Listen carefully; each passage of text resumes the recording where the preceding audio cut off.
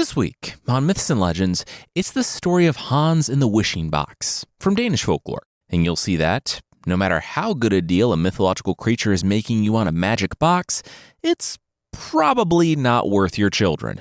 The creature this time is a phantom washerwoman who just needs a little help washing her clothes. Forever.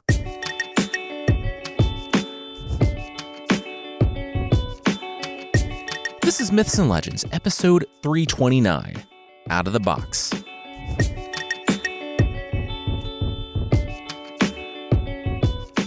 This is a podcast where we tell stories from mythology and folklore. Some are incredibly popular stories you might think you know, but with surprising origins. Others are stories that might be new to you, but are definitely worth a listen. Today, it's a fairy tale from Denmark. Some hints put us in the early modern period, but time frame doesn't really matter. Basically, we're in a land of magic and wonder, and also dads making terrible deals for wish boxes.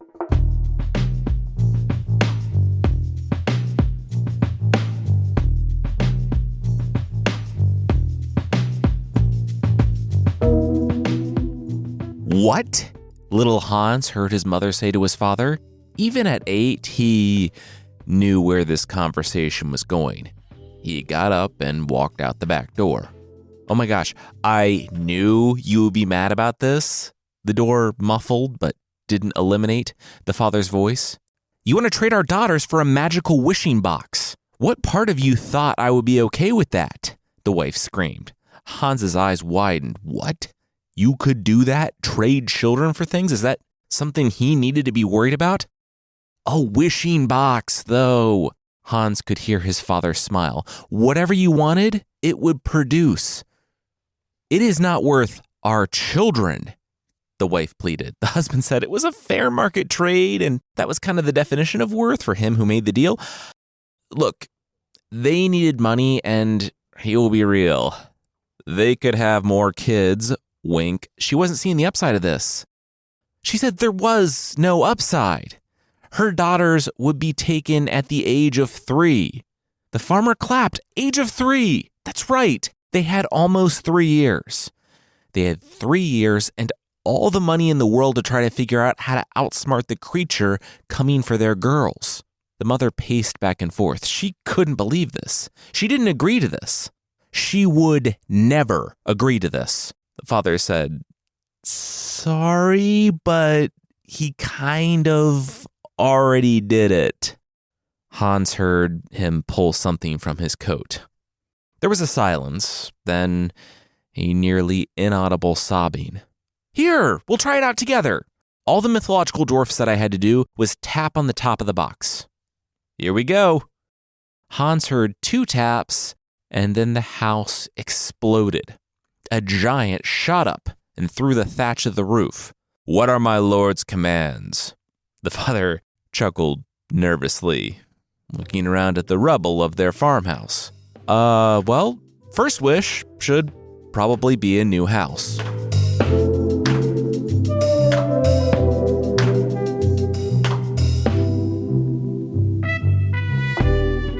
You had one job, the former farmer screamed at the servants, barely 3 years later. The estate they had all moved into after their liberation from the farmhouse was grand. And that day, they had tried to control every variable. The mythological dwarf that gave them the magic box was, well, magic, and he could appear in the night or arrive as a friend or come in the form of one of them or drive directly up the driveway in a carriage. The family breathed a collective sigh. The day they had been dreading for years had come, and they would see their way through it. All they had to do? Pretend they weren't home. The father waved to the servants. Get him a drink while he waited. Unfortunately, the servants that did this were the ones on the door. The triplets, the girls, intrigued by a visitor, rushed over to the door and, with one pull of the handle, were outside. The father peeked out the curtain to see if the coast was clear, just in time to see a hand emerge from the carriage and snatch all 3 girls at once. The father spat his drink and the bottles clambered to the ground as he threw tables and chairs aside, rushing out the door. This is where our scene opened, with the fathers screaming that they had one job and sprinting after the carriage, but it was futile. His daughters were gone. The mother was never the same after that day. She hadn't forgiven the father. After he returned with the wishing box, having made the pledge, she drifted farther and farther. She stayed in her room with her curtains drawn, day in and day out. Her food returned untouched. No one, sadly, was surprised when her grief finally consumed her. She died from her sorrow. The father, despite all of his bravado and reassurances, first that they could have more children, and then, when that, for some reason, didn't help the situation, that they could hold off the mythological dwarf to whom they had promised the girls. The father followed his wife quickly to the grave in sorrow. Hans, now called Silly Hans because he preferred to live outside rather than in the manor his father had bought with his sister's lives, watched his father drift away as well, blaming himself for the sister's kidnapping. For his wife's death, he spent days in tears and despair until the end finally came for him, too. At the age of 14, Silly Hans became the owner of his father's estate and its vast wealth.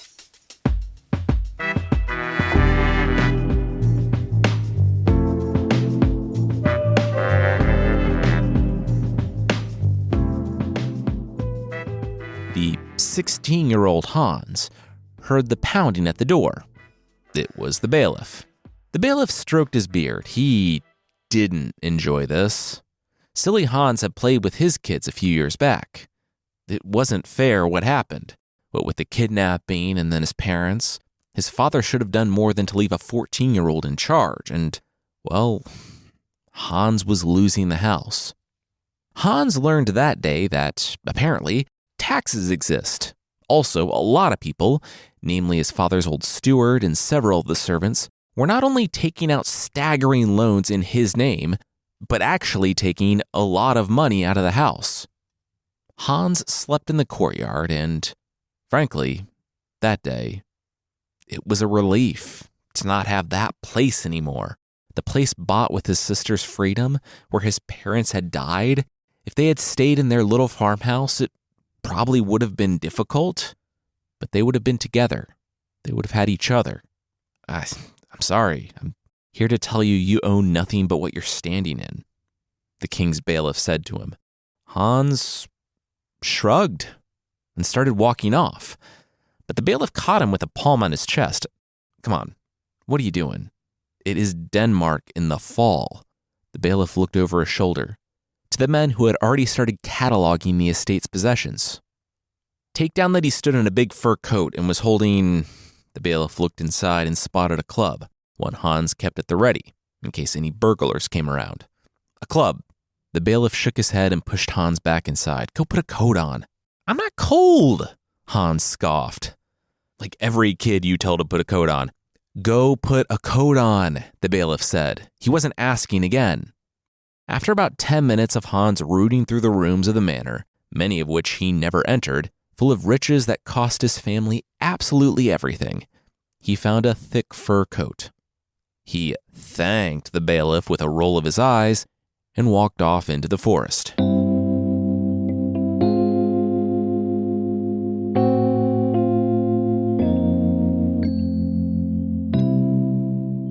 Hans's first night in the forest wasn't bad because he was literally sleeping in the dirt, exposed to the elements. He had hated what his father did and what his family had become after leaving the farmhouse, so he did that kind of a lot. It was bad because, well, he was sleeping on a rock, which was weird because he checked for rocks before he lay down. It wasn't until, rooting through his coat, that he found it. He sneered. It was the box the mythological dwarf had given to his father to take his sisters away. He moved to toss it over his head, into the forest, and be rid of it forever. But he remembered something from almost 10 years ago now. Silly Hans tapped the top of the box. The giant burst through the treetops. The giant scowled and squinted. What are my lord's commands? My father was your lord. I'm my lord. Whoever has the box is my lord, the giant said. Oh, and if I get rid of the box? Have you ever been locked in a room for 1,000 years? The giant asked. That's what it felt like if the box got lost. Please don't throw out the box. Well, okay, do I have to make a wish? It kind of destroyed my family. Hans shook his head. It's only my sole purpose in life, the giant said. Hans threw up his hands. All right, how about this? He had always wanted to play a fiddle. He would like to make people happy, maybe even everyone who hears it dances. The giant paused. Yeah, sure. It's just, well, he'd been around like thousands of years, and there was already this other Scandinavian tale about this other guy named Hans who did it to get back at his old employer and made a village dance relentlessly. Silly Hans said no. He wanted to make people happy, not trap them in an endless dance until they did what he wanted. Cool. Okay, the giant said. Just checking that it's not the same story as that one. I'll grant wishes, but I won't do derivative repeats. I'm not a hack. So Hans got it. He let the giant stay outside of the box while they camped in the forest, and the giant could take the form of a regular person. But the giant ducked back inside when they approached the town. And at that town and the next and the one after that, everyone loved Hans. He never had to pay for an inn or food. His music just made people happy. Whenever they were alone, he let the giant out of the box, and sometimes the giant sat on his shoulder and... Really? The giant said. Hans said, what? The giant replied, what? Well, they were rounding out, what was this, hour 2 of Hans just staring at the princess, talking with her maidservants over the wall, going about her day. Hans had climbed a tree and laid there, just staring at her. I'm just gazing at her, Hans said, and the story says, she is beyond beautiful. He would be a happy man who could gaze at her every day, Hans said. No, the giant replied. What? I didn't even ask. Hans' whisper yelled, but you knew what I meant. So I'm preempting it. No, I'm not going to do that. It's weird and gross. You need to get someone's consent when you marry them. That's the lowest possible bar. Hans said, fine. He'd find another way. And he had it. Sheep. He needed sheep. The giant said, sheep? How did those two things connect? But he was pulled by the movement of the box down the tree into the stables. Now, the prince had earned enough money from his music to be able to afford a herd of sheep, and didn't really care about wool or whatever else people got from sheep. You can tell I know about as much as Hans did about keeping a herd, but Hans knew more about making them dance, which he did. His music act became a sideshow, and people came from all around to see the dancing sheep. But Hans never moved from the same spot out in the fields. He didn't tour, he just had his sheep dance there, 7 p.m. every night and a matinee on Sunday. Eventually, she had to come to him. When she did, Hans shut it down. Everyone turned to one another. What was happening? Hans pointed out in the crowd to the cloaked figure flanked by guys in armor. He needed to speak in private with the princess.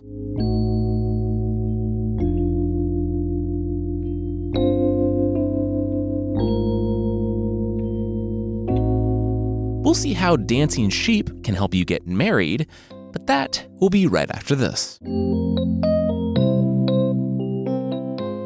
You did what? The king paced back and forth, waving the paper. The princess said what? It was meaningless. You wrote out and signed a paper saying you'd marry him, the king screamed. The princess said it was fine, really. They would have had a minor revolt on their hands at the show, and he wouldn't have made the sheep dance. The king said he had no context for whatever that meant, but it didn't matter. You don't do that. Why didn't you just do a verbal agreement? She said he wouldn't take it. What did it matter? It was just a peasant. The king read it over. What he didn't get was why she wrote it out and signed it. He probably couldn't even read. She could have written anything. The king's shoulders dropped. She had to do it. What? The princess barked. Yeah, he came to my court. He lodged it with my judges. You weren't forced into this. It's in your own handwriting, and 100 people saw you do it at the show thing, whatever, with the sheep. The laws are laws. Even I'm not above them." The king frowned. Yes, you are. That's what absolute monarchy means," the princess screamed. But her father wouldn't hear it. If their own decrees were invalid, then why should the people listen to anything he said? "All the people with weapons willing to do violence on your behalf," she replied. He breathed deeply. He was so sorry. She had to marry Hans.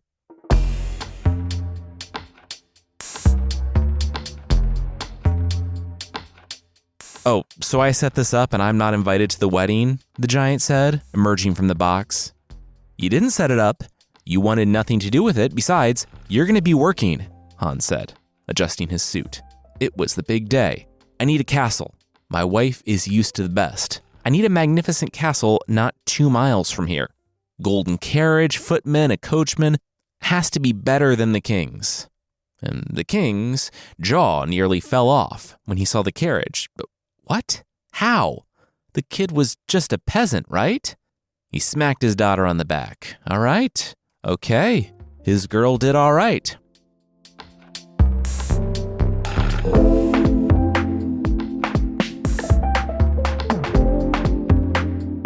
"Hey, so they made us dinner?" Hans knocked on the door to his wife's wing of the palace. "I already ate," he heard through the door. He said, "Okay, he could wait." He was wondering if maybe she wanted to spend a little time together today. No thanks," the princess replied. "I told you," the giant said. "She'll come around," Hans said. "She just needs to get used to the place. She'll like me." "Yeah, just keep telling yourself that," the giant replied. Hans did keep telling himself that. It didn't do anything.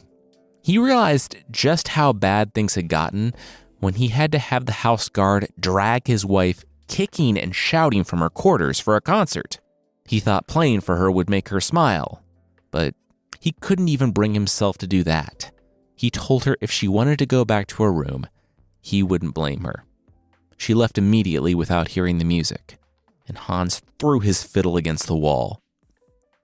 Then, one afternoon, about a week after that, when Hans returned from hunting, he did the usual, knocking on the princess's door, but she answered this time. He almost didn't know what to say, but would she like to have dinner with him? She said she would love to. Could Bjorn come too? Hans said, of course. Wait, who? It was Bjorn. She sent a messenger after him to catch Bjorn before he got too far away. He was a knight who had worked in the service of the princess's father. He stopped by one morning because he was riding by, and he and the princess had spent the last week together. Hans didn't quite know how to take this. On one hand, what the heck? On the other, his wife didn't seem to actively despise him as much, and she and Bjorn didn't seem to have a romantic relationship, so okay. And things got better after that. Bjorn rode home in the afternoons, and the princess took to waiting for her husband in the courtyard, greeting him with open arms. She said speaking with Bjorn had helped her to arrive at the conclusion that she was lucky. Here she was, living in a mansion with a kind man who only forced her into marriage via trickery and not violence or political power plays. He took care of all they needed, and he wasn't bad looking either. She winked. Hans felt his face grow warm and waved. Oh, you. They should go get dinner. This continued on for another week until one day the princess asked, hey, she noticed that they had all this money, but didn't seem to have any income, and he didn't come from any family that she knew. How did they have all this money? Hans, knowing that he could trust his wife with whom he had recently reconnected or connected, brought the box out from his coat. The princess took it in stride. Oh, cool.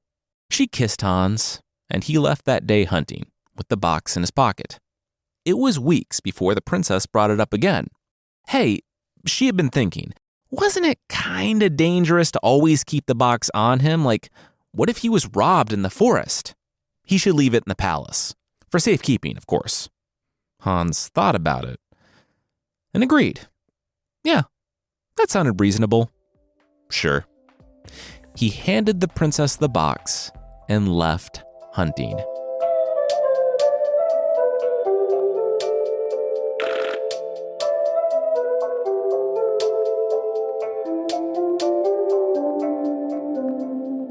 The cavalier, the knight, Bjorn, tapped the top of the box. The giant emerged. Bjorn paced the yard, hands behind his back and addressing the giant. I know you probably have some loyalty to your old master, so you... Nope, the giant nodded. So, wait, really? Bjorn said. The giant said, yeah, really. He had lived for like 3,000 years. He had served so many people. You all run together. He truly did not care. But you helped him marry me against my will, the princess cried out. The giant held up his hands. Whoa. That was Hans. The giant told him it was creepy and gross. The giant crossed his arms and tapped his foot. Now, what did the knight want? The giant didn't have all day. He laughed. He was just kidding. He had literally all of eternity. He was trapped in a box. The wish was, of course, that it was moving day. Hang the castle that the giant had made over the Red Sea with 4 chains. Hans was fewer than 2 miles from the capital, where he forced his wife into marriage. He had been traveling these woods for, at the very least, months. The only thing I can guess was that he was relying on the magical bean in his pocket for turn-by-turn directions back home each day, because there's no other way, in just a couple of miles from home, you would get so lost that you're starving. But Hans was. He walked past the area where he could have sworn his castle was, and just kept walking, I guess, assuming that it had to be there somewhere. By the time he was crawling up to a cave, starving, he knew he had made a severely wrong turn. The young woman found him and dragged him inside. Hans awoke to the words, "Good afternoon, brother," and his eyes snapped open. He sat up and looked at the girl, cooking some vegetables by a small fire in the cave. He asked how this could be. His sisters had been taken when they were 3. She smiled and embraced him. She had been taken when she was 3. She had a brother named Hans. The look on his face reminded her of a boy she barely remembered, of parents whose cries she heard in her dreams. She had been taken by the mythological dwarf, but some other things had happened in the time since, and her husband would be back soon. Hans said, but they were 3 when they were taken. With some basic math, it had been long enough, the sister said. Let's just say enough time has passed and leave it at that. We're all adults now. Sure, right? The brother agreed to not think too much about it, but husband? The sister said, yeah. She was married to a bear. Hans said, okay, that's confusing. Why? The sister heard a stick break off in the forest. Oh no. Hans needed to leave, now. Hans said he was exhausted. He couldn't even walk. The sister looked from side to side. Shoot, okay. She helped him to the back of the cave, and he hid under a refuse pile of old bones and rotting meat. Hey, babe, the bear said, as he lumbered in and kissed his wife. I'm just gonna, come out and say it. Is there a human here? You're looking at her, she smiled nervously. The bear sniffed the air. It just seemed like there was a human here. She said they were miles from any human civilization, and he said bear's sense of smell was measured in miles, but okay, he would choose to trust her on that. He brought dinner. He slammed down the giant fish. Oh, great. Raw salmon. Again.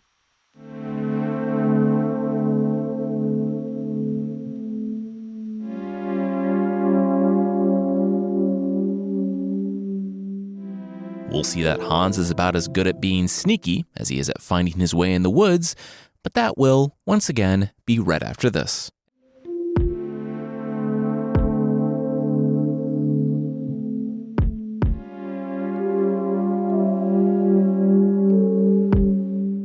Oh, he slides off his bear skin each night and becomes an attractive young man. Hans whispered to himself in the refuse pile. There's a guy back there, right? The bear prince said to the sister. She said, yes. Hans, we could hear you. You're not really even whispering. Hans emerged from the garbage. Hey, the bear prince waved. He put on a robe that wasn't bearskin because he only got like a few hours out of that each night. Hey, thanks for the compliment, the bear prince said. He said he totally knew Hans was there anyway. A bear's sense of smell is about 20 times better than even a dog's. It is wild how much gross stuff he could smell. They could both smell Hans, though, as he walked up to the pile of hay they slept on. So, it was like a curse? The bear prince nodded. Yep, Hans snapped his finger. If he still had his giant.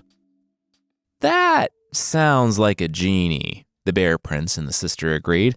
Hans said no, it was a giant who had to grant his wishes and who lived in a small box and could magically change size and had complete power. And yeah, as he was saying it out loud, it really was just ripping off a genie. The bear prince nodded. Okay. He would help Hans leave. Hans said that he was still tired, though. My wife and I, your adult sister, get like so little time together when I'm not an actual animal each night. Also, if I transform back into a bear and you're not far enough away, I will find you and destroy you. I don't want to, but if I can smell you, it's happening. It took everything I had not to maul you over there in the garbage, so, let's go. They did go. Together they walked to the edge of the bear prince's lands, and he told Hans that if the man kept walking, he would be safe by morning. If he walked further, up into the mountains, he would run into his next sister. Hans said he felt for the bear prince. Was there anything he could do to help lift the curse? It had to be terrible to be a bear and... Wait, he stopped. His other sisters? The bear prince said yes, his other sisters lived in these lands. And when it came to the curse, all Hans needed was this. Hans squinted in the lantern light. I'm sorry, what was that? The bear prince said it was one hair. A solitary hair, a bear hair. Bear. The bear prince said that when the time was right, Hans would know what to do. But for now, he just needed to keep track of that single hair and not lose it, because the hope of both the bear prince and all Hans' sisters hung by it. Hans said goodbye to the brother-in-law he just met and made his way deeper into the mountains to avoid being eaten by the brother-in-law he just met.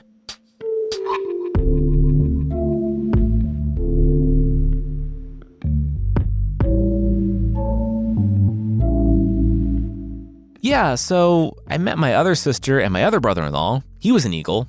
I got to ride on his back like Bilbo. It was fun. He gave me a feather, Hans said to his third sister and her sea monster husband.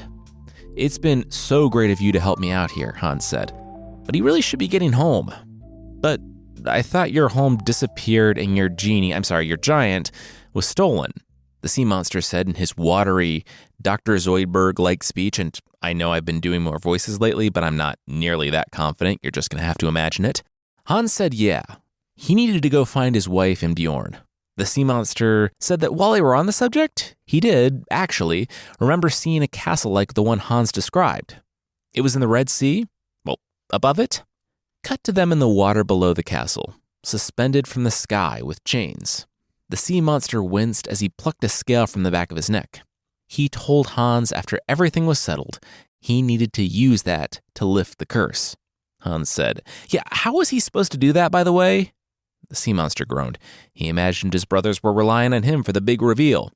He shook his scaly, slimy head, always making him do all the work. Yes, Hans should take the scale, the hair, and the feather to the fountain of the waters of life. There, he will be able to free everyone. The sea monster looked up. All right, it was about 10 stories up to the castle. Did Hans want to be thrown or ride a jet of water up from his mouth? Hans looked at his brother's sea-green teeth while he grinned. He'd take his chances with being thrown. 100 feet and a thumbs up later, and Hans was on the lowest balcony of the castle, and the sea monster brother-in-law was swimming away. He looked at the castle ahead. The quest music started playing. The box with the giant would be, no doubt, in the highest room with his treacherous wife, and the evil knight. Together, they would fight an epic Hey, John, the giant said. Hans spun to see the giant standing there, smiling, box in hand.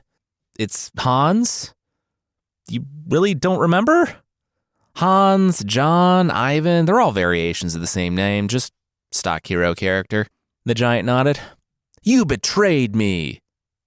You're being too sensitive. I just moved your house. I did tell you not to force her into marriage, though. That's on you. It's nice here. Warm. They let me just walk around. It's fun. They kind of need me out all the time, though, because my magic keeps this castle from falling into the sea. It's just attached to the sky. Hans reached forward and tapped the box in the giant's hands. The giant looked at the box and looked at Hans. Wait. His shoulders slumped. He groaned. What are my lord's commands today?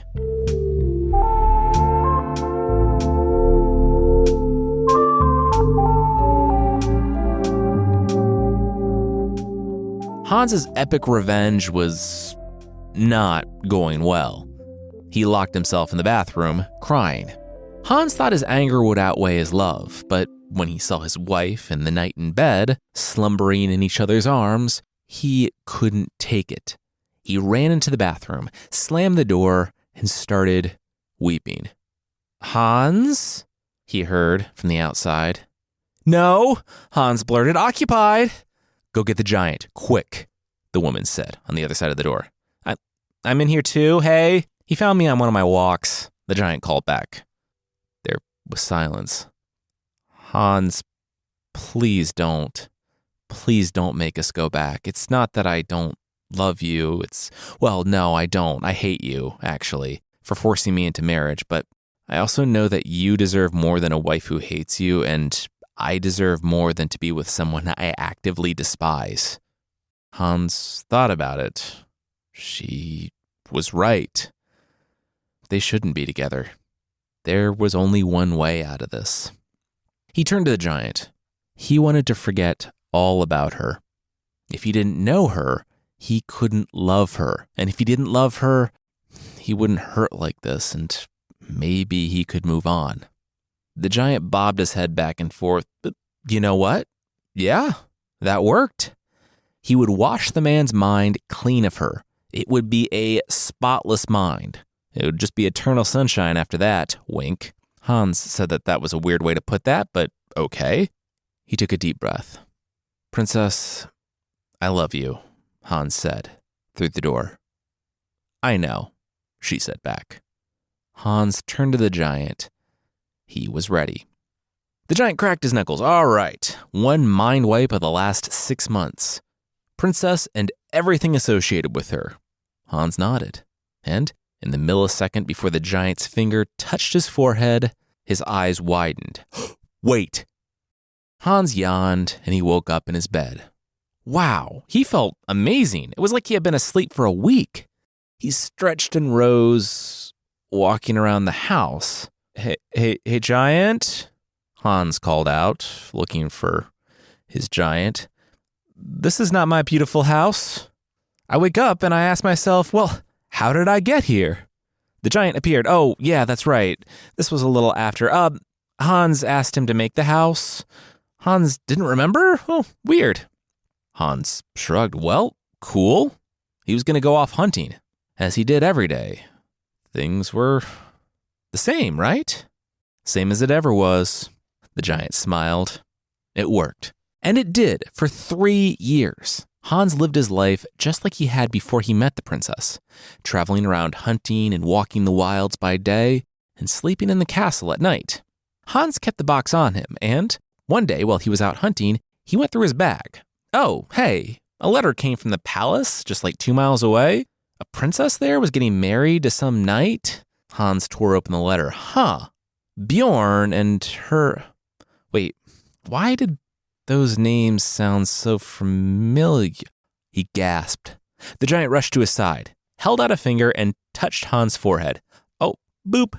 No need to remember that. He snatched the letter before Hans came out of the trance. Hans shook his head. What was he talking about? Oh, what's that? Pointed to the letter. Junk mail, don't worry about it. You were rooting through your bag for ammunition? Hans nodded. That's right. He rooted through his bag and sliced his finger a bit. He pulled out a scale. Why did he have a big scale in his bag? And a feather? And he remembered not everything. According to the calendars, he still lost about 6 months somehow, but he remembered some things. He had to get to the fountain of the waters of life. In a second, Hans popped into the deepest valley under the highest mountain. A white-haired woman sat with a cat by the fountain in ragged clothes. When she spotted Hans, she rushed over to him. Has time come to an end? Or is the hour come when I and my children are to be freed from our hard bondage? The woman said, gripping Hans's hands. Hans replied, what? The latter, I guess, Hans said, and dug out the scale, the hair, and the feather. Did these have something to do with all those words she just said? The woman took them and, dipping them in the water of life, the mountain above them burst asunder and crumbled. The ground beneath them rumbled toward the sky, and a castle grew up around them. The years fell away from the queen, and the cat grew into a human princess about Hans's age. I'm sorry, what is going on? Hans was still very confused. The story was this. The mythological dwarf had kept them all captive there. The queen and her children, for whatever reason he had for them. Then he went and traded the giant in the box for the 3 girls, who he was going to, quote, keep for himself. I don't know what's going on with that sentence. Frankly, there's no way of trying to parse that out. That makes the captor look anything but reprehensible, so we're just going to move on. Anyway, they grew up in captivity into their teen years. The 3 princes and the kidnapped triplets, and they fell in love. They came up with a plan and escaped. Well, the mythological dwarf caught up to them and transformed them all into their respective animals. He transformed the mother and the remaining princess and left them both as captives. The triplets stayed with their husbands, sea stink and all, out of love. And the only way to break the curse was to bring Mom the feather, the hair, and the scale. The newly restored bear prince clasped his brother-in-law on the shoulder. Oh, hey, how'd things go with your wife? The giant's eyes grew wide and he stepped forward. Hans here, so mad that he had me throw them up into the sky and they didn't come down except in tiny pieces. The couple shook their head. Ugh, dark stuff. Hans turned. Wait, he was married? Yeah, it didn't work out. You asked me not to tell you because of all the anger. You didn't like that side of yourself. Hans shook his head. He really didn't remember. Weird. And real quickly, I read 2 versions of the story. One where Hans does indeed let it go and returns to the forest. The other where he does quite the opposite and has the giant bring them so high up in the sky that they don't land in one place, but many. Hans does miraculously forget about the scale and the feather and hair and all that, so I kind of rolled all those things into the story you heard here. No surprise, but Hans did remarry. He and the princess, the cat princess, hit it off. I guess she had been a cat, so she knew the value of independence, and they both had their space. They lived in that palace, in the faraway land, and for the first time since back at the farm, Hans had a home. He had a family. But there was one thing left to do. He told the giant to get in his box, and Hans rode alone out to a small campsite on a beautiful countryside just before sunset. He tapped on the box. "What are my lord's commands?" the giant bellowed. Hans waited a moment and then said, "I command you to tell me how to free you." The giant's smile disappeared, but Hans would have no one looking out for him. "I have everything, thanks to you," Hans said with a smile. He said he was lost when his sisters were taken and his parents died. He was in a bad place and even he didn't know it. The giant helped him find himself. Now he wanted to help the giant. The giant had tears in his eyes. He embraced Hans. He was so sorry about all the terrible things he said about Hans to his ex-wife.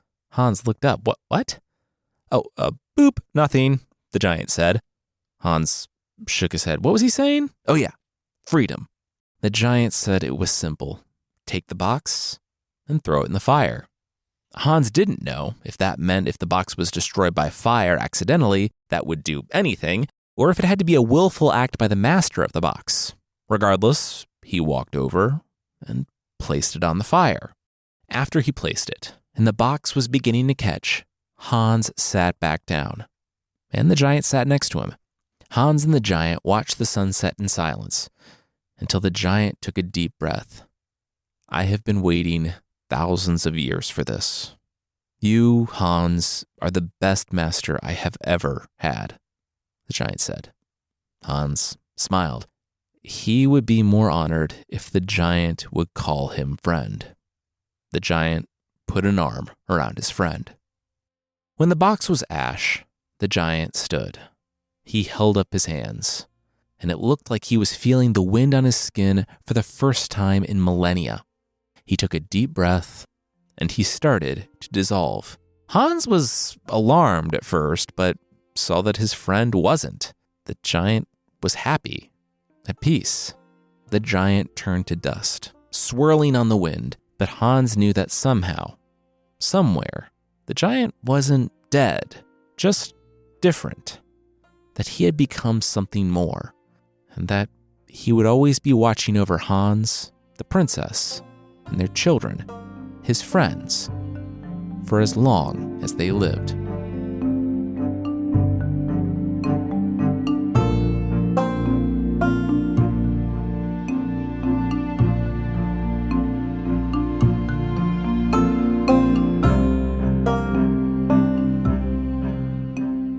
That's it for this week's story. It does end on a nice note, but I was a little bummed that the mythological dwarf didn't have to answer for his crimes, but, I guess everything was mostly okay in the end.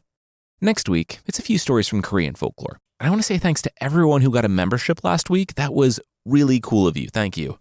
Like I said, there are almost 90 member episodes available now for download immediately, plus over 400 ad-free Myths and Legends episodes, all for less than the price of a condiment bottle topper that looks like a little pooping guy. But unlike that, you probably won't get a lot of weird looks at cookouts if you bring the member episodes.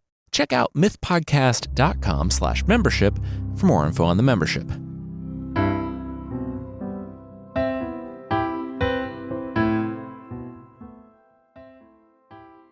A Breton creature from France. You're walking alone at night down by the river. It's completely dark and you hear someone splashing. You decide, rightly, to nope on out of there because you listen to this podcast. But then a voice calls out to you, asking you for help with laundry. Well, what do? Well, my classic advice, like I just said, is run very far, very fast. Not this time, though, because if you don't help the Canardas, the phantom washerwoman, wring out her sheet, she'll decide to wring you out. So, make your way over and say yes. You'd love to, but, and this is the key, don't. So, I'll be real, I had a tactic when I was a kid, and I know my mom only listens to some of these, so I'm really rolling the dice here. But if I didn't want to learn something or I was just being lazy, well, if it's so much more difficult to teach me how to do my own laundry than it is to just do the laundry, if I just can't seem to get it, then I don't have to do it. Sorry, Mom. That's the way you need to go with the Phantom Washerwoman.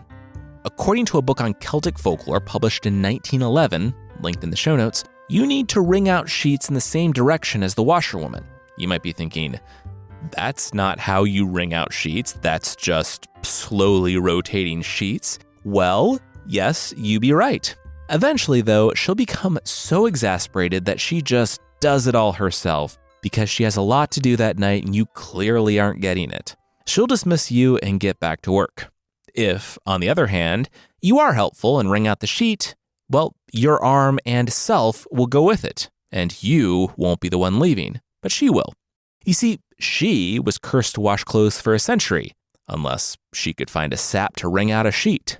You might be mad, left splashing in the river yourself, having to do laundry for 100 years, thinking that what she did was unforgivable, until you hear a traveler in the night and beckon them on over because you just need a little help with your laundry.